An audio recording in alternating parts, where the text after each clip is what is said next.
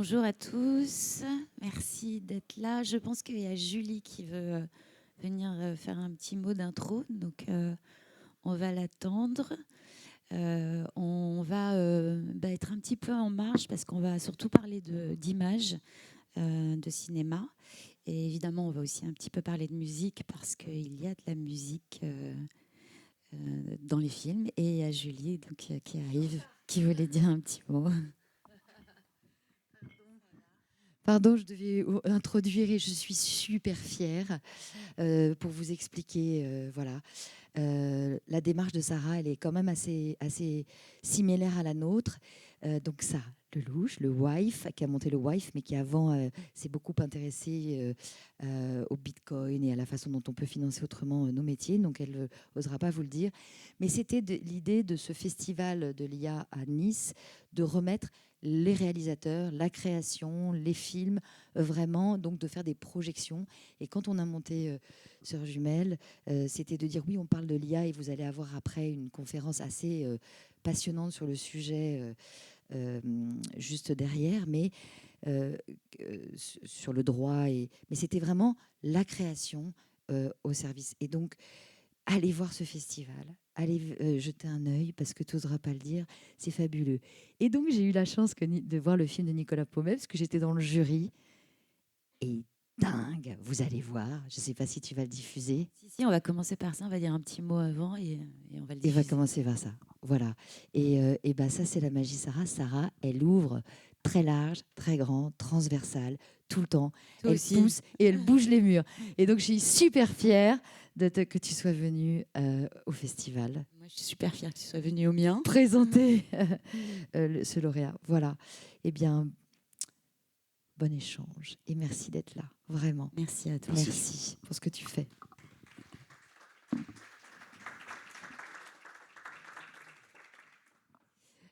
Donc voilà, donc on va effectivement commencer par diffuser le film de Nicolas, qui est donc le film qui est gagnant au World IA Film Festival. C'était le premier festival en fait qui était dédié aux œuvres audiovisuelles qui utilisaient les nouvelles technologies, et notamment l'IA.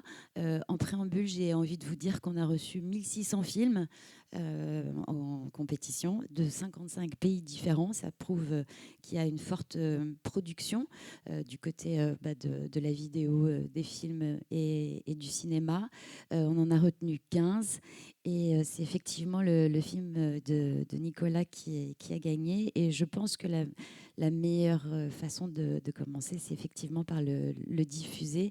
Mais juste vous dire que ok, c'était un festival où on utilisait les nouvelles technologies et c'était ça la thématique principale, mais avec une volonté de dire que une innovation, aussi puissante soit-elle, s'il n'y a pas les artistes pour la mettre en scène, elle ne sert strictement à rien. Et j'ai l'intime conviction au fait que la tech et l'IA ne remplacera jamais le talent et jamais l'imagination. Donc au jury, quand j'ai parlé avec le jury avant qu'ils se mettent à délibérer, j'ai vraiment dit ok, ils ont tous utilisé l'IA, au moins 3 IA génératives pour faire leur film, mais ne jugez pas la performance technique. Jugez vos films comme si c'était un vrai film en fait. C'est quel est le film qui vous a le plus parlé, c'est pas quel est le film qui a eu la meilleure performance technique. Et donc le gagnant était donc Nicolas Paumet.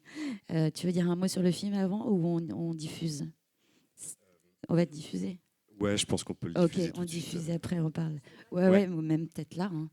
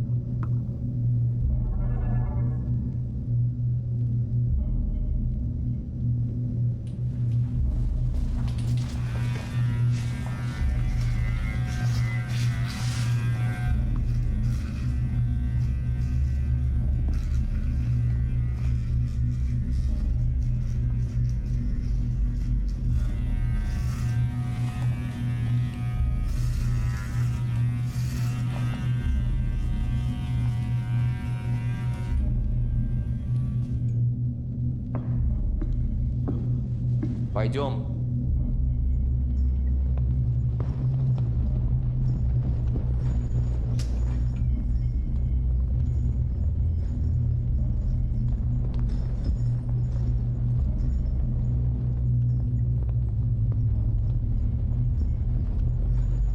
Стоять!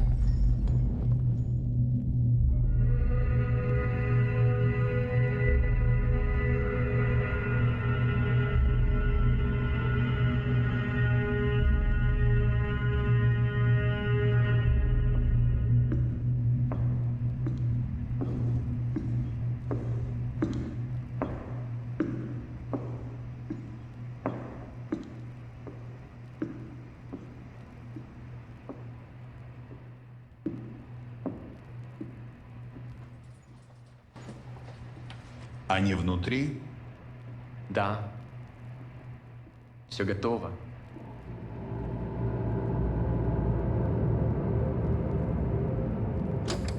Мы 7 марта 1969 года.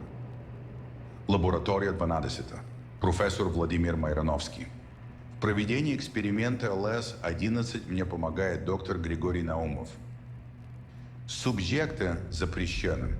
В комнате размерами 32 на 32 метра, оборудованной микрофонами и мультигазовым монитором для контроля уровня кислорода.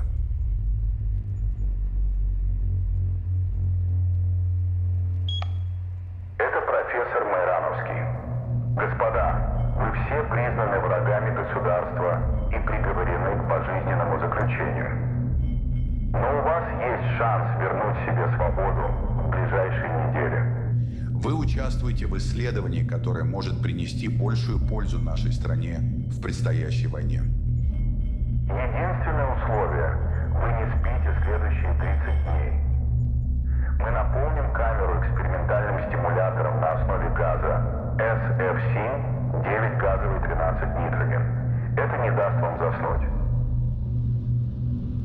Химический состав SFC 9H13N очень светочувствителен, поэтому иноктиничный свет будет вашим единственным источником, яркий на протяжении всего опыта.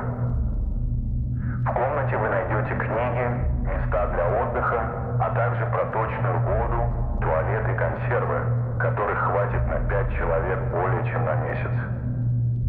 Мы также установили телевизионную трансляцию успокаивающих изображений, которые помогут вам не заснуть и сохранить психическое здоровье. Если вам это удастся, нация будет вам вечно благодарна. Удачи!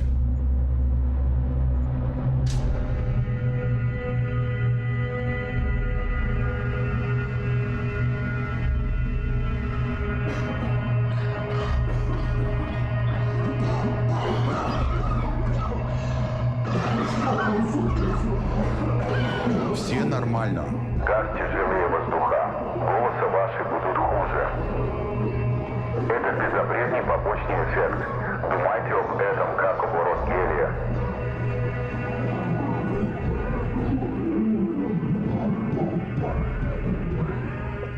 Нет, вы станете лучше.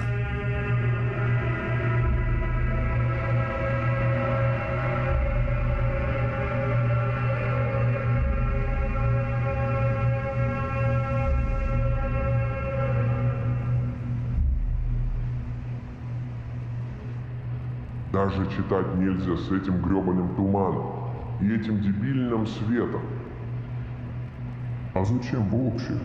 Я уже не могу думать, не то чтобы что-то читать. Не могу дождаться, когда это все закончится. Первое, что я сделаю, когда выйду, это поем настоящий еда. Ты дурак, если думаешь, что они выпустят нас отсюда живыми. Заткнись, мы и так тут заперты, так что нам остается только держаться до конца.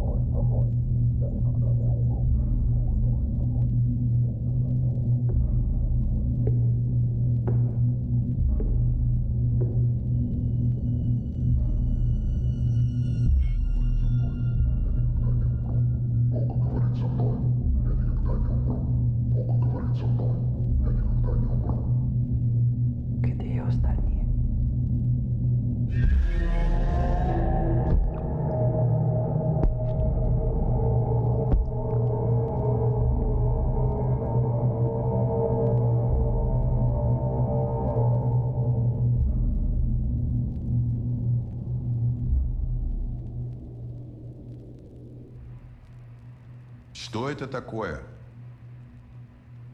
Мы думаем, что это фекалии, профессор. Испытуемые размазали их по стеклу.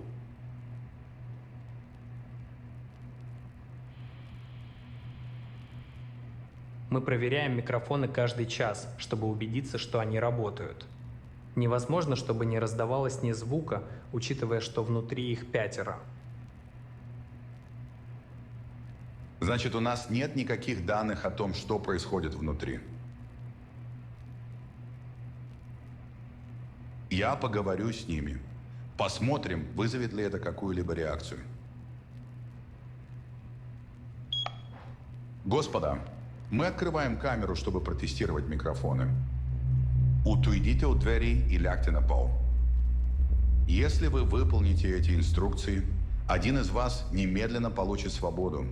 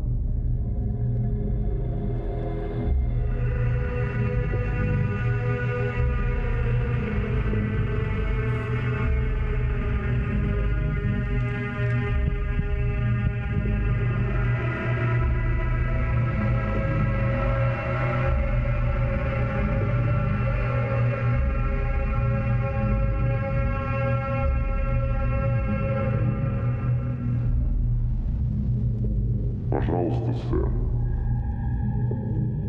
Не могли бы вы снова включить газ?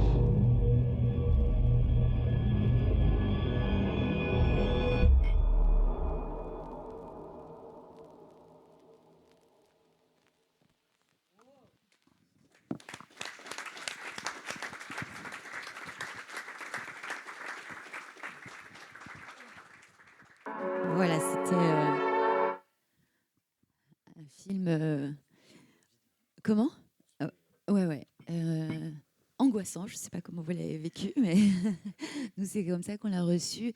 Avant de poursuivre, j'aimerais bien qu'on se mette en visio avec David Diffendi, qui est le fondateur de Genario, qui est un logiciel en fait qui permet d'assister, d'aider à écrire des scénarios, mais beaucoup plus que ça, parce que maintenant il a monté un studio. Est-ce qu'on peut retrouver David en visio d'une façon ou d'une autre? En tout cas, peut-être en attendant, nous dire un mot. Ah, bah voilà. Tu nous entends? Ouais, je vous entends bien. Bonjour tout le monde. Voilà David, avec qui on a co-organisé ce premier festival et donc qui va se joindre à la discussion. David, on vient de visionner le film. J'ai vu, j'étais là. Voilà. Et j'avais envie de commencer par demander à Nicolas de dire un petit mot sur la production de ce film et son envie de départ. Et aussi peut-être que vous posez la question dans le public, mais à quel point tu as utilisé l'IA? Parce que moi, la première chose qui m'a interpellée quand j'ai vu ce film, je me suis dit, mais où est l'IA? Et je pense que c'est peut-être aussi une des réussites de ce projet. Bonjour, d'abord. Pour parler de l'origine, de la genèse de ce film, c'est tiré, peut-être que vous êtes familier avec, d'une légende urbaine qui traîne sur Internet depuis longtemps, de Russian Sleep Experiment, qui est ce qu'on appelle un creepypasta, qui est une légende sans auteur, en fait, une petite histoire d'horreur courte qui a été écrite par des internautes. Et elle a déjà été adaptée, notamment en court-métrage, et sinon de manière plus détournée, il y a des séries qui se sont un peu inspirées du setup de départ, en fait, de la situation initiale. Et j'avais jamais, en fait, dans ces adaptations, les images que j'avais en tête quand je les regardais. Et je me suis dit, bah maintenant, en fait, on a de formidables outils qui nous permettent de faire ça tout seul. Et je vais la faire moi, en fait, cette adaptation. Et donc voilà, donc vous avez pu voir la vision de ce que j'imaginais avec mes propres références voilà, cinématographiques en termes de tension et d'angoisse. Et j'espère que ça vous a plu.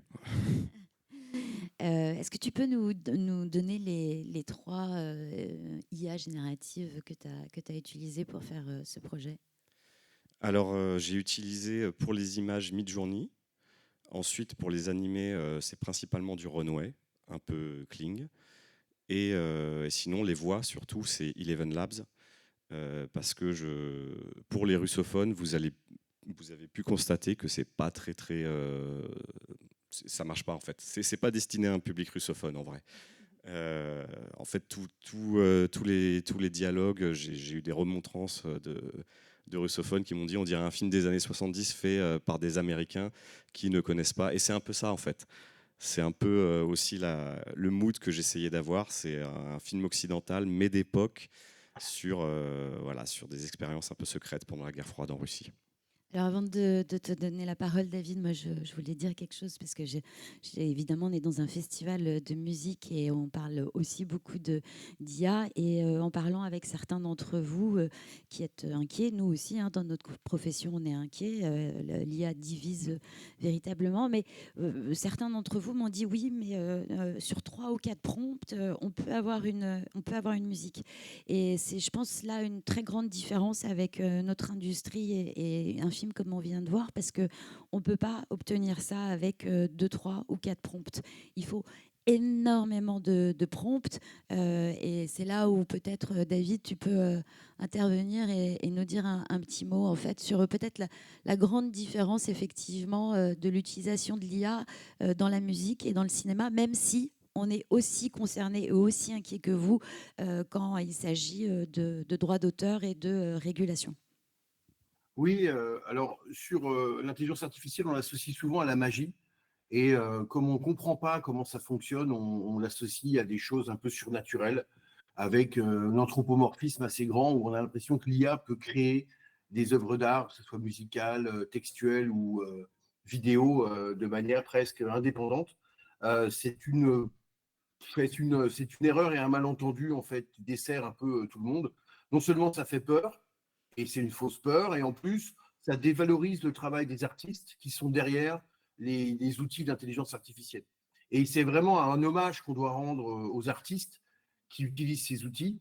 Et c'est pas leur faire honneur que de croire que l'IA peut très vite, avec quelques prompts, et tout le monde facilement peut devenir artiste. Alors, qu'il y ait des nouveaux artistes qui vont émerger, c'est une évidence, parce qu'il faut savoir utiliser ces outils.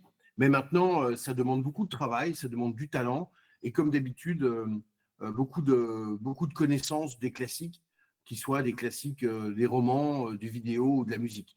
Ça épargne pas le travail qu'on doit faire en tant qu'artiste. Oui, absolument. Alors peut-être, Nicolas, nous dire combien de temps tu as mis pour faire ce film? Alors, je l'ai fait un peu on va dire en pointillé, parce qu'entre le moment où j'ai eu l'idée et le moment où le film était prêt, il a dû se passer 4 mois, un truc comme ça. Mais en vrai, si on additionne les heures de travail, sachant que j'étais tout seul, parce que c'est ça aussi la magie du truc, c'est qu'on peut faire des prods tout seul. Donc que ce soit les voix, la musique, les images, le script, bout à bout, je dirais 2 mois. Et tu serais capable de nous dire combien de prompts tu as fait pour faire ce film?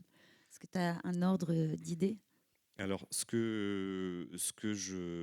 pour les images, beaucoup, parce que c'était très important. C'était la partie, en fait, j'ai procédé vraiment comme un film d'animation avec un storyboard que j'ai mis en animatique et ensuite j'ai animé les choses. Donc c'est vraiment la partie la plus chronophage, c'était cette partie d'image pour avoir une vraie cohérence graphique, des personnages qui gardent les mêmes têtes. Ça c'est très très dur parce qu'il y a des outils d'intelligence artificielle pour, on va dire, pour garder l'apparence, le caractère référence sur Midjourney. Mais c'est grosso modo. En fait, il y a beaucoup finalement de Photoshop derrière pour ajuster des petits détails, mais la forme des lunettes, l'espacement entre les yeux, pour vraiment garder. Il y a beaucoup de travail en fait en amont derrière. Et donc ça, en termes de prompt, je dirais au total pour tout le film à peu près 3000 prompts pour les images. Et après pour les vidéos, j'étais un peu moins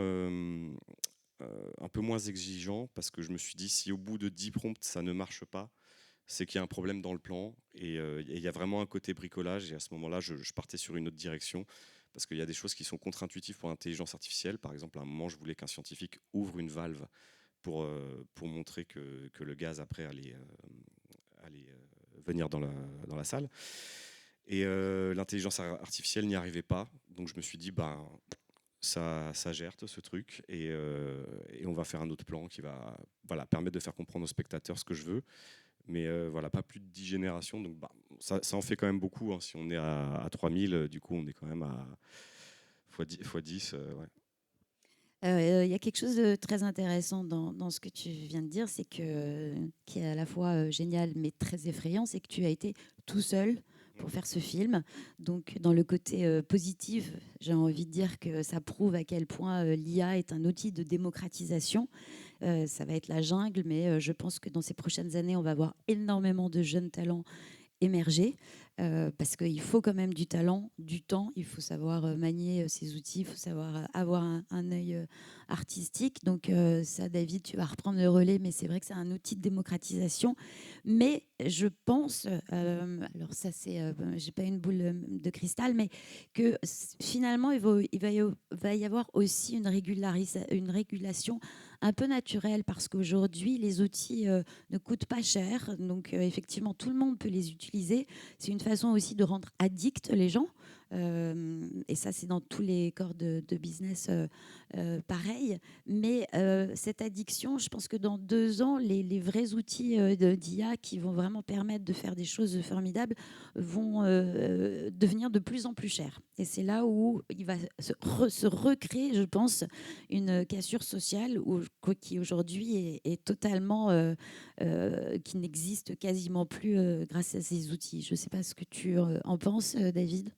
Oui, mais le milieu du cinéma, il y a une cassure sociale très grande entre ceux qui ont accès au cinéma et ceux qui vivent à Perpignan, dans une banlieue. Donc déjà, les problèmes sociaux existent déjà dans l'accès à la production cinématographique. Le roman aussi, hein, quand vous habitez le 6e arrondissement de Paris, c'est plus simple d'être édité chez Gallimard que quand vous habitez dans les quartiers nord de Marseille. Donc ça, déjà, on a ça de toute façon dans les industries qui existent déjà. Sur l'aspect individuel et solitaire, on a vécu ça en musique. Les musiciens sont un petit peu en avant-garde de tous les outils. Dans les fin des années 90, avec l'apparition du rap et des DJ qui avaient des machines grâce aux ordinateurs ou alors qui permettaient Garage, par exemple, je pense à Garage, des choses qui permettaient à des musiciens d'utiliser des symphonies violons, de faire utiliser le piano, les violons et pas mal d'instruments musicaux, alors qu'ils ne connaissaient même pas le solfège. Et ça a été beaucoup critiqué, évidemment, et les musiciens traditionnels ont craché sur le rap ou sur la musique techno, la musique house, justement parce qu'ils n'avaient pas les connaissances d'un musicien classique. On voit apparaître ce même phénomène avec les outils d'IA en musique, en littérature, où des gens qui n'ont pas fait d'école apprennent par eux-mêmes en autodidacte les règles du musical, cinématographique ou littéraire. Et c'est un peu le syndrome DJ Mehdi. Je vous conseille la série Arte sur DJ Mehdi, qui montre bien l'émergence de ce phénomène avec quelqu'un qui est un peu geek, qui crée ses outils lui-même et qui n'a pas une connaissance musicale très grande. Peut-être tu peux nous dire un mot justement du studio Génario et justement à quel point en fait l'accessibilité est ouverte. Oui, alors on travaille évidemment, on a créé un outil technologique qui est concentré sur le scénario et la narration. Ça, c'est le côté applicatif. Et le côté studio, c'est des équipes de réalisateurs qui permettent de, soit en prépa, de comprendre un film et qu'un réalisateur, un scénariste et un producteur aient la même conception du film. Et avant, il fallait aller au tournage pour véritablement faire des storyboards, pour véritablement se parler de manière précise. Maintenant, en amont, dès le début de l'écriture d'un scénario, on peut faire dialoguer même les diffuseurs, producteurs, réalisateurs et scénaristes en amont pour avoir une vision commune du projet. Et évidemment, ça va jusqu'à la création de films hybrides sur lesquels on travaille, qui sont le mélange d'acteurs classiques et d'IA boosté. Alors l'IA va s'insérer évidemment dans les décors, dans les costumes, dans des effets de foule qui étaient l'apanage de l'Amérique, où l'avantage concurrentiel était l'argent. Ça coûte cher de faire un film. Quand vous écrivez un roman, quand vous écrivez une scène de roman où une femme traverse une manifestation Black Bloc, ça vous coûte zéro. Quand vous faites ça au cinéma, ça vous coûte cher. Donc évidemment, ça va permettre l'émergence de genres comme le polar, la science-fiction, le fantastique, les films historiques, qui vont pouvoir revenir sur le devant de la scène grâce à l'intelligence artificielle. Et le studio Génario s'inscrit dans cette veine de genre, parce qu'évidemment, vous faites une comédie dramatique, une comédie familiale, vous n'avez pas besoin d'IA beaucoup. C'est pas, l'IA va redevenir, va avoir une place bien précise dans l'industrie. Alors quand on vous écoute tous les deux, je me fais l'avocat du diable, mais c'est vrai qu'on se dit waouh, il y a beaucoup de métiers qui vont disparaître, c'est ce que vous dites aussi. Alors oui, on va appeler un chat un chat. Il y a beaucoup de métiers qui vont disparaître, mais il y en a beaucoup qui vont apparaître. D'ailleurs, il y en a certains qui émergent, mais on ne sait pas encore vraiment leur donner des noms. Avec David, on a assisté à une réunion tous les deux avec un grand réalisateur qui donc a envie vraiment d'utiliser l'IA dans son film. Et donc, on était avec justement, j'arrive pas vraiment à nommer son métier, mais c'était intéressant ce qu'il disait au réalisateur parce que bon, on va l'appeler un directeur artistique et il disait donc que je vais vous accompagner, mais je ne suis pas le réalisateur. Voilà. Dites-vous en fait que je suis à la fois votre chef opérateur, je suis votre chef décorateur, je suis votre chef maquilleur, je suis votre cadreur, votre preneur de son. Mais je ne fais rien sans vous. Et on prenait l'exemple d'un Jésus, et c'est vrai que dans un cas, le réalisateur va dire moi je veux démarrer le film avec un plan sur le Jésus, c'est tout simple, et alors là n'importe qui peut sortir n'importe quel Jésus, mais on a surtout, et c'est ça le travail du cinéaste et du créateur, c'est de dire en fait moi j'ai envie de démarrer très lentement sur les pieds, remonter doucement, dézoomer. En arrière-plan, j'ai envie de voir des abeilles apparaître. Et ça, en fait, c'est de l'imagination. Et sans cette direction-là, il n'y a pas le plan. Donc, le créateur est toujours là. Et je crois que c'est très important de le dire, parce que oui, il y a des métiers qui vont disparaître, mais ça, c'est un nouveau métier qui va apparaître. Et il va y en avoir beaucoup. Il y a une étude à Davos qui est sortie. Alors là, c'est d'un point de vue mondial. Et ils ont prévu pour 2030 la disparition de 84 millions de métiers. Mais ils ont aussi mis en prévision la création de 98 millions de métiers.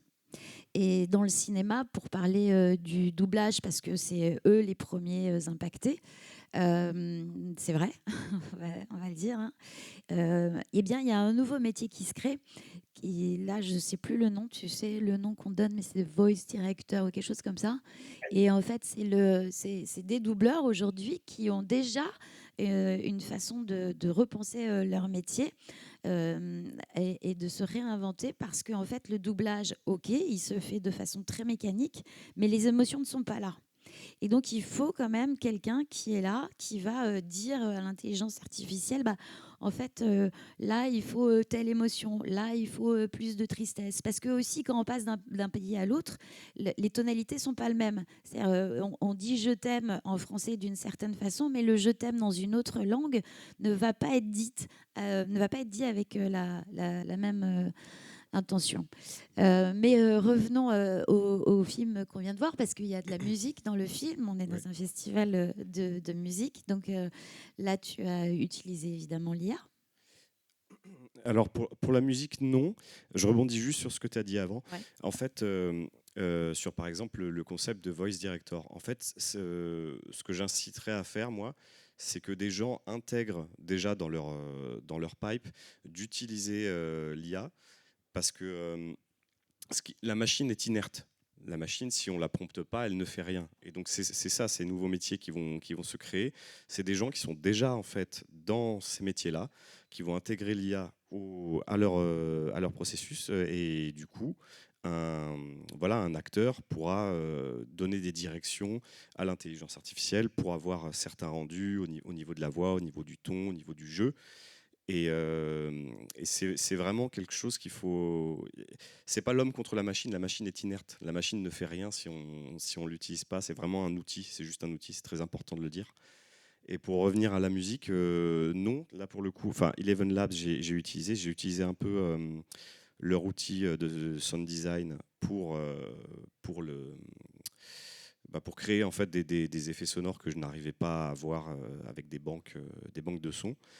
Mais sinon, j'avais une idée assez précise en tête de la musique, et du coup, c'est moi qui chante en fait. Voilà. Et j'ai empilé des layers avec de l'autotune par-dessus, en modifiant, en foutant vachement de post par-dessus. Mais oui, je suis pas très convaincu encore quand même. Après, vous allez peut-être me dire que j'ai tort, mais par la qualité vraiment, notamment quand on veut quelque chose d'original et de particulier, des outils de production de musique en IA. Ouais, c'est pas encore très, très performant, mais pourtant, c'est vrai qu'aujourd'hui, il y a des gens qui font, de ce qu'on m'a dit, 4-5 prompts, qui sortent des musiques et qui vont les déposer à la SACD. Et c'est vrai que ça, c'est un problème. C'est vrai que nous, c'est la grande différence, je dirais, entre l'image et le son, c'est qu'il faut énormément de temps et d'imagination pour sortir des images. David, peut-être que tu peux nous en dire plus sur ça, justement, sur le processus et le temps qu'il faut par rapport à la musique pour faire des images. La musique, mais la musique, en fait, connaît ça depuis longtemps. La musique a l'habitude de travailler avec les machines. C'est vraiment l'art majeur, je pense, parce qu'il a toujours été à l'avant-garde technologique. Il a toujours inventé des instruments. On peut revenir au piano, à la lyre, à la guitare électrique, ou alors aux machines pour les DJ. Et ça a toujours créé des mouvements artistiques. Et quand on étudie bien, en fait, les technologies musicales et les instruments musicaux, on étudie l'apparition de nouveaux mouvements artistiques. Ce qui est intéressant de comprendre avec l'apparition de l'IA, c'est que ce n'est pas un instrument en soi, ce n'est pas un art majeur, l'IA. On ne peut pas dire que c'est comme la caméra, par exemple, qui va inventer le cinéma. Le cinéma est dépendant de la caméra, et le roman est quand même assez dépendant de l'imprimerie, même si on a eu avant, évidemment, il y a eu des pièces de théâtre, surtout avant. Mais c'est vrai que la manière dont l'IA s'intègre dans les outils et dans des instruments déjà existants est assez stupéfiante. Et ça demande une expertise, une connaissance de plus en plus grande. Même si on voit apparaître, c'est peut-être pas le sujet maintenant, des œuvres d'art, en fait, qui sont créées par des algorithmes, mais c'est peut-être pas le sujet. On en parlera. Non, mais il y a beaucoup de sujets. Pour conclure, moi, j'ai envie de retenir quelque chose, c'est que être artiste, c'est aussi avoir beaucoup de connaissances, d'avoir beaucoup de références. Tu le disais, d'être un passionné. Et ça, la machine, elle l'a pas. Et donc, c'est essentiel d'avoir cette passion et de bien connaître l'art qu'on fait pour le faire en utilisant l'IA. On va s'arrêter là parce que c'est l'heure, mais peut-être vous avez une ou deux questions. Ouais.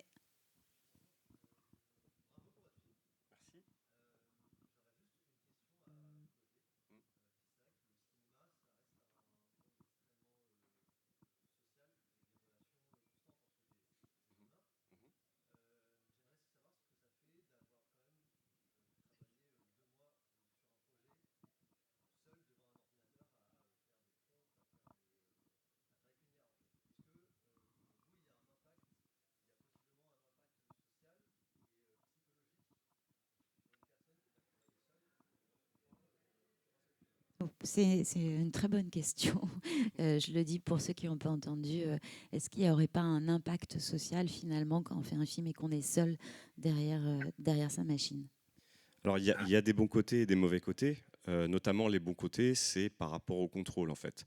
Par rapport au fait que, par exemple, quand vous regardez un film indépendant avec un petit budget, on sent que le réal a eu plus de contrôle sur sa vision, sur ce qu'il voulait, que des films avec des gros enjeux financiers. Donc au niveau, on va dire, la personnalité qu'on met dans le film, c'est voilà, moins il y a de monde, plus c'est authentique. Par contre, après, en effet, travailler tout seul, alors quand je dis tout seul, j'ai quand même des associés avec qui, notamment pour le script, j'ai demandé là, par exemple, est-ce qu'il y a des longueurs, est-ce qu'on peut améliorer, est-ce qu'il y a des choses qui servent à rien. Donc il y avait quand même un ping-pong, j'étais pas vraiment tout seul, notamment sur ces questions de script. On a un studio qui s'appelle Hawaii qu'on a monté avec des associés, destiné justement à faire de la production, mais aussi de la prestation de services pour le cinéma, et faire révéler des réalisateurs en devenir et qui pourraient utiliser l'IA justement pour montrer leur vision. Et en vrai, je pense que ça va vite se régler, cette histoire sociale de tout seul, parce que là, vous avez pu voir d'ailleurs avec le son, c'était pas ouf. Beaucoup trop de basses. Moi, j'ai fait ça avec mes vieux écouteurs d'iPod, vraiment donc d'il y a 20 ans. Et je pense que ce qui va se mettre en place, en fait, c'est des productions avec plusieurs personnes, justement avec peut-être des gens qui vont être spécialistes pour animer les images, d'autres pour faire les images et justement les photoshopper, notamment ce que j'expliquais sur les différences de visage, essayer d'uniformiser tout ça, des gens qui vont faire du son et qui vont utiliser l'IA. Mais on va se retrouver à faire des prods en fait. C'est de nouvelles équipes en fait qui vont se créer avec des nouveaux métiers. Voilà, c'est ça. Là, c'est un peu encore, vu que c'est émergent, quasiment toutes les vidéos que vous verrez, c'est un peu homme orchestre, le mec a tout fait. Mais vraiment, pour atteindre ce niveau de qualité, il va falloir des gens qui ont justement l'expérience de bosser dans la musique depuis des années. Moi, je tripatouille sur Audition, mais ça remplacera jamais les connaissances de quelqu'un. Ça fait 30 ans qu'il bosse dans le son, quoi. Ouais, et juste pour conclure, oui, effectivement. Et puis le côté social, alors d'abord, ça c'est le cas quand c'est vraiment un film qui est entièrement réalisé à l'IA du début à la fin. On n'a pas encore vu un long métrage complètement, tu me dis si je me trompe, mais totalement réalisé à l'IA du début à la fin. En tout cas, moi, je l'ai pas. Ça arrive. Darren Aronofsky, que vous connaissez sûrement, il a fait Pi, il a fait quelques œuvres de Hustler là-dessus, et quelques réalisateurs indépendants. Et si je rejoins exactement ce qui vient d'être dit sur les réalisations indépendantes. Alors, je n'ai pas entendu la question parce que je n'ai pas le retour. Sur l'impact social, c'est évident que ça va être extrêmement violent. Il faut que tu fasses vite, David, parce qu'on arrive à la fin. D'accord, voilà. Et puis, oui, sur la production indépendante, c'est évident qu'il y a déjà des préparations de films qui ne seront pas faits du début à la fin. Ça s'appelle des films d'animation, ça existe depuis 100 ans, mais des films hybrides. Et ils ne seront pas seuls, mais au lieu d'avoir 200 personnes sur une équipe de tournage, ils seront 20, ou peut-être 15. Et donc, ça va changer beaucoup de choses. Mais c'est un autre sujet. Et le côté social, il se poursuit une fois que le film est terminé, puisque le but d'un film, c'est qu'il soit vu en salle et qu'il ait une vie en festival. Et là, la vie sociale reprend. Et puis, effectivement, moins de personnes, c'est des économies. Donc, c'est de l'argent qu'on peut aussi réinjecter dans d'autres productions pour justement continuer cette diversification et l'augmenter. Sauf s'il n'y a pas d'autres questions, on va s'arrêter là. Si.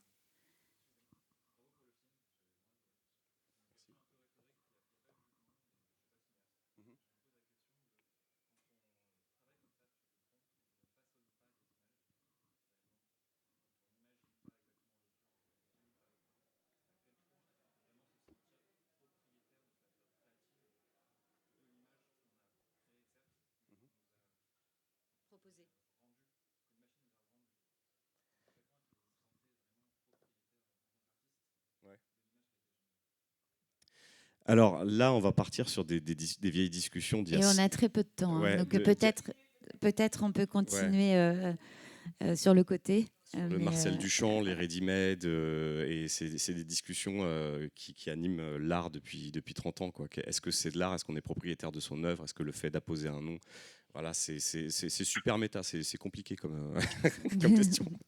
En tout cas, merci à tous pour votre attention. Merci David de nous avoir rejoints et bravo Nicolas pour ton film.